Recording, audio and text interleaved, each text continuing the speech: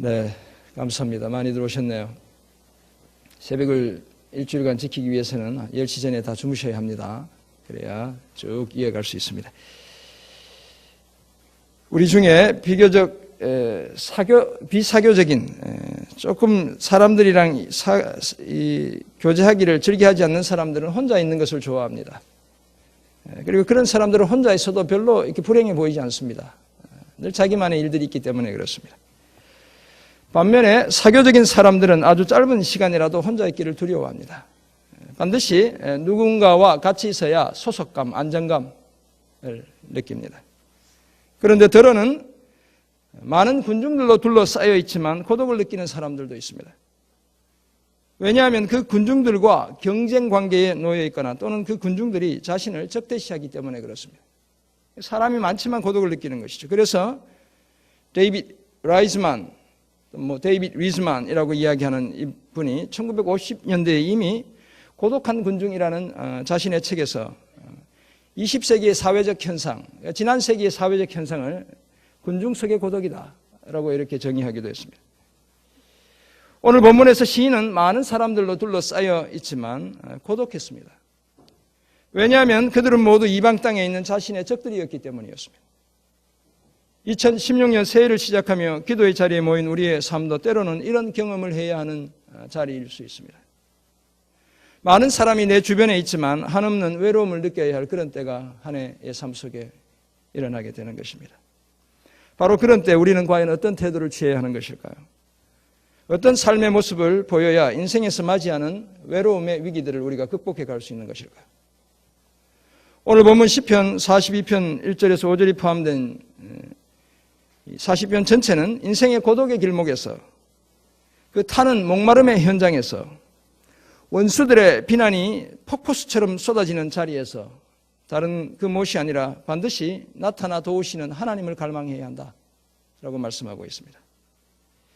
우리는 2016년 신년 특세의 첫날 아침에 하나님의 말씀인 시편 42편을 통해 인생의 외로움의 위기를 극복할 수 있는 몇 가지 방법을 발견하려 합니다. 먼저 우리의 상황에 솔직해야 합니다. 둘째, 하나님의 은혜를 기억해야 합니다. 그리고 끝으로 하나님을 갈망해야 합니다. 총 5권으로 구성된 시편 중 두 번째 책의 첫 번째 시에 해당하는 42편의 제목을 보면 이렇게 기록되어 있습니다. 고라자손의 마스길, 인도자를 따라 부르는 노래. 성전 예배 시에 음악을 담당했던 고라 자손들이 썼거나 그들이 주로 사용하던 시편임을 알 수 있습니다. 마스길이라는 말은 교훈시 또는 묵상시 등으로 번역할 수 있습니다. 그렇다면 42편은 교훈시로서 성전 예배시 음악을 담당하던 인도자 곧 성가대의 찬양대의 지휘자를 따라 함께 부르던 노래였다는 사실을 우리가 알게 됩니다. 같은 후렴구를 가진 시편 42편은 통상 43편과 같은 원래는 하나의 시였다라고 이렇게 이해합니다. 똑같은 후렴구가 계속 반복적으로 등장하기 때문에 그렇습니다. 앞제 가운데 있는 외로워하는 그 시인이 성전 예배의 회복을 사모하는 것이 주된 내용인 것으로 보아 아마 바벨론 포로 후기에 아주 늦게 쓰여진 시일 것이다 이렇게 간주하기도 합니다. 이 시에 자주 등장하는 용어는 기억이라는 것입니다. 그리고 또한 하나님 없음, 하나님 부재의 그 고독 속에서 시인이 하나님을 찾아가는 바로 그런 모습이 기록되어져 있습니다. 이런 이해를 바탕으로 시편 42편을 살펴보면 우리 인생의 고독한 길목에서 어떻게 위기를 극복할 수 있는지 몇 가지 비결을 발견합니다. 먼저 우리는 오늘 우리의 상황에 솔직해야 합니다. 다시 말하면 우리의 상황을 하나님께 솔직하게 다 드러내야 한다는 것입니다. 고독한 삶의 자리에서 하나님 앞에 자신의 상황을 정확하게 하려고 자신의 감정을 솔직하게 고백해야 합니다. 오늘 시인이 그러했습니다. 하나님으로부터 버림받은 것 같았고 잊혀진 것 같은 자신의 심정을 솔직하게 하나님께 고백했습니다. 이런 힘든 날들을 지내며 시인의 눈에는 눈물이 마를 날이 없었습니다. 우리 3절이 바로 그 사실을 말씀하죠. 눈물이 자신의 음식이 되었다 라고 말씀합니다. 시인이 하나님을 믿는 하나님의 사람임에도 불구하고 삶 속에서 눈물이 자신의 음식이 되었다라고 고백하고 있습니다. 당연히 시인의 마음은 끝모를 추락을 거듭했습니다. 뼈를 찌르는 칼같이 원수들이 너에게 더 이상 하나님은 없다. 라며 비방해오는 상황에서 시인은 자신의 마음의 상태를 이렇게 노래하고 있습니다. 하나님이여 사슴이 시냇물을 찾기에 갈급한 같이 내 영혼이 주를 찾기에 갈급하나이다. 내 영혼이 하나님과 살아계시는 하나님을 갈망하나니 내가 어느 때에 나아가서 하나님의 얼굴을 배울까. 시인의 이 간절한 기대가 그 시 속에 담겨 있는 것입니다. 뿐만 아니라 반석이신 하나님을 향해 어찌하여 나를 잊으셨나이까. 내가 어찌하여 원수의 압제로 말미암아 슬프게 다니나이까. 40편 9절을 보면 시인의 외침이 그 속에 또한 기록되어져 있습니다. 자신의 답답함을, 그 억울함을 가감없이 하나님 앞에 드러냈습니다. 왜냐하면 온 열방의 우상들과는 달리 시인이 섬기는 하나님은 살아계신 하나님이시기 때문에 그렇습니다. 하나님만이 진정한 생명의 근원이며 생명의 시작점 되시기 때문에 그렇습니다. 고독 속에 묻혀 죽은 것 같은 자신을 살려내시는 분이 바로 시인이 믿는 하나님이시기 때문에 그렇습니다.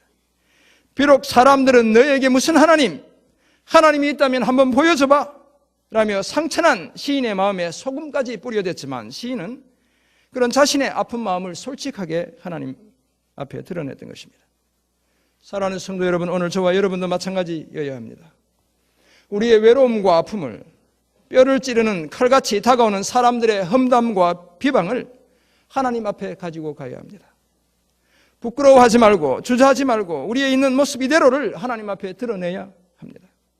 내가 외롭다고, 내가 아프다고, 내가 슬프다고 솔직하게 고백할 수 있어야 합니다.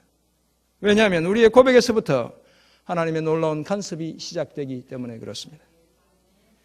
고독한 인생의 길목에서 만나는 삶의 위기를 극복하기 위한 두 번째 비결, 우리가 오늘 시편에서 발견한 두 번째 비결은 하나님의 은혜를 기억하는 것입니다. 시인은 채울 수 없는 갈증으로 자신의 온 삶이 쇠잔해 갈 때, 영혼에 남은 소망이 하나둘씩 사라져갈 때, 목마른 사슴이 시냇물을 애타게 찾듯이 그렇게 하나님을 찾았습니다. 극심한 인생의 위기, 그 고독한 삶의 현장에서 생명의 하나님, 살아계신 하나님의 은혜와 그분을 향해 드려졌던 예배, 그리고 예배 중에 함께 부르던 그 힘찬 찬양을 기억했습니다. 오늘은 외롭고 힘들고 척박한 삶의 터널을 지나고 있지만 지난날 얼마나 큰 하나님의 은혜 속에서 살아왔었는지를 기억했습니다. 오늘 보면 4절을 보면 거룩한 날을 지키며 하나님의 집에서 사람들과 함께 기쁨과 감사의 소리로 하나님을 찬양했던 그때를 기억했습니다. 더 이상 성전에서 울려나오는 찬송을 들을 수 없는 포로의 땅에서 기쁨의 찬송으로 하나님을 찬양하던 그날들을 생각할 때 마음이 북받쳐 올랐습니다.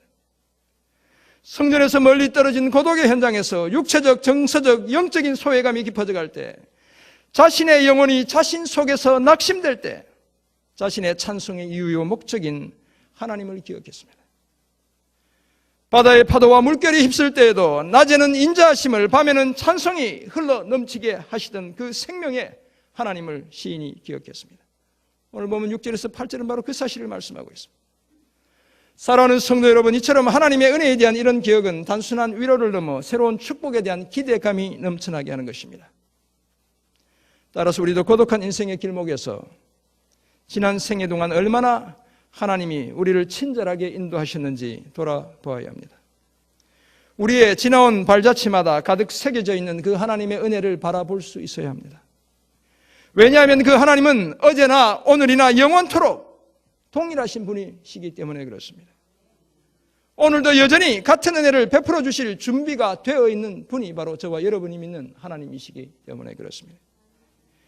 고독한 인생의 길목에서 만나는 삶의 위기를 극복하기 위한 마지막 비결은 하나님을 바라보기로, 하나님을 갈망하기로 결단하는 것입니다. 오늘 본문에서 시인은 구원의 얼굴을 나타내시는 하나님께 자신의 삶을 온전히 의탁하기로 결심했습니다. 바로 그 결심이 5절과 11절에 드러나고 있습니다. 내 영혼아, 내가 어찌하여 낙심하며 어찌하여 내 속에서 불안해하는가? 너는 하나님께 소망을 두라. 그가 나타나 도우심으로 말미암아 내가 여전히 찬송하리로다. 시인은 하나님의 얼굴의 도우심, 하나님이 나타난다는 것은 하나님의 얼굴을 이야기하는데 하나님의 그 얼굴의 도우심으로 말미암아 여전히 찬송하겠다라고 다짐하고 있습니다. 이처럼 시인은 도무지 회복될 것 같지 않은 절망의 땅에서도 혼자 남겨진 것 같은 고독 속에서도 하나님을 찬송하기로 결단했습니다. 흐트러진 자신의 영적 상태를 추스르고 하나님을 향한 용기 있는 새 걸음을 시작하기로 결단했습니다. 바로 오늘 시편 42편의 1절과 6절은 시인의 이런 결단을 또한 드러내고 있는 것입니다. 왜냐하면 하나님은 구원의 얼굴을 자신에게 드러내실 분이라는 사실을 시인이 믿었기 때문입니다. 하나님의 얼굴에서 발산되는 구원의 빛이 자신의 얼굴에 비추게 될 것을 확신했기 때문에 그렇습니다. 지난날 기쁨의 찬송이 온 하나님의 전을 가득 채웠던 것 같은 그런 회복의 날을 하나님이 주실 것을 확실히 믿었기 때문에 그렇습니다. 사랑하는 성도 여러분, 이제 다시 하나님을 갈망하는 결단이 오늘 우리의 삶에도 동일하게 필요합니다. 하나님 외에는 구원이 없다는 사실을 인정하는 고백이 오늘 우리에게 필요합니다. 왜냐하면 하나님은 예수 그리스도의 십자가를 통해 이미 구원을 완성해 주셨기 때문에 그렇습니다. 그리고 또한 하나님의 성전, 곧 예배의 장소로 나아가는 기도의 자리로 나아오는 우리에게 말로 다 할 수 없는 큰 기쁨을 회복시켜 주실 것을 우리가 확신하기 때문에 그렇습니다. 이 사실을 기억하며 언제나 하나님을 찾는, 하나님을 갈망하는, 하나님께 소망을 두는 삶을 살아가기로 다짐하는 저와 여러분 모두가 되길 간절히 소원합니다. 오늘 이와 같은 말씀을 우리 삶에 한 가지만 적용하려고 합니다. 앞에서도 말씀드렸지만 우리의 외로움, 우리의 아픔, 우리의 슬픔을 다 하나님께 드러내야 합니다. 사랑하는 성도 여러분, 좀처럼 변할 기미가 보이지 않는 힘겨운 우리 삶이 우리의 영적 상태를 왜곡시킵니다. 스스로 느끼는 초라함과 좌절감이 우리의 마음을 위축시킵니다. 무시당하는 것 같은 불쾌함과 자존심 상함이 고요한 우리의 마음의 바다에 울화가 치밀어 오르게 합니다. 때로는 미련스럽게도 자기 자신이 파놓은 그 함정에 스스로 빠져 힘겨운 삶을 살아야 하기도 합니다. 잘 해야 한다, 반드시 좋은 결과를 얻어야 한다는 강박관념은 우리를 거의 질식시켜버릴 정도입니다. 바로 이때 우리의 삶을 솔직하게 하나님 앞에 드러내야 합니다. 예수님도 십자가의 죽음 앞에서 자신의 감정을 숨김없이 하나님 앞에 드러내셨습니다. 엘리 엘리 라마 사박타니, 나의 하나님 어찌하여 나를 버리시나이까. 하나님이 자신을 버리시기까지 한다고 외치셨습니다. 자신의 감정에 솔직하셨습니다. 우리의 솔직한 신음소리, 한숨소리, 울음소리를 하나님이 들으시고 우리 삶에 반드시 새 일을 시작하실 것입니다.